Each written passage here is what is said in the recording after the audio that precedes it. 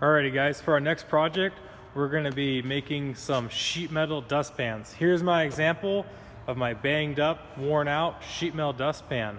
So we're gonna be taking this as a blueprint all the way from start to full finish. How we're gonna be making that happen is you guys have some parameters you need to work in. So I've got a 10 by 10 piece of sheet metal. That's as much as you can work in. You cannot exceed that material for our bill of materials. Next thing we have going on is obviously it needs to have sides. Obviously it needs to have a nice flat pressed brake edge here, or box and pan braked edge so it contacts the floor evenly. And then it next needs to have a handle. You can make your handle out of round material, square material, or rectangular material. The handle material is not part of your materials. This is strictly your parameters. What we're going to be using, the tools we're going to be using for this unit, is we're going to be using our box and pan brake.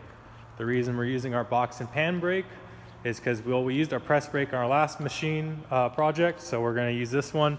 And also, this one is better for working sheet metal. Also, we're able to then work angles past 90. So let's say your dustpan, you want an angle more than 90. It's okay, I can do that for you. We can go all the way to about 130 degrees. So it's not a problem at all. Using our box and pan brake. That's our sheet metal tool.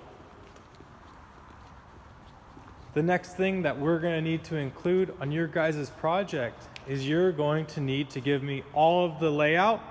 I'll need to know everything, how to lay everything out, and dimensions, cut lists, bill of materials, bend order, and if you choose you want to weld it together, I'm going to need weld symbols.